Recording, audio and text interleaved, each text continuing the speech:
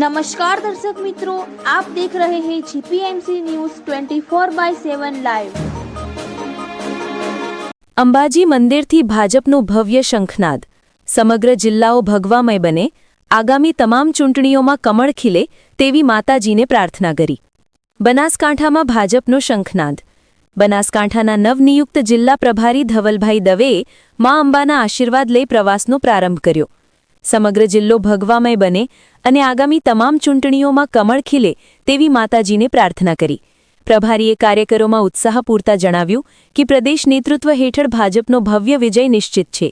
આગામી સ્થાનિક સ્વરાજની ચૂંટણીમાં ભાજપ જ્વલંત વિજય મેળવશે તેવો દ્રઢ વિશ્વાસ વ્યક્ત કર્યો।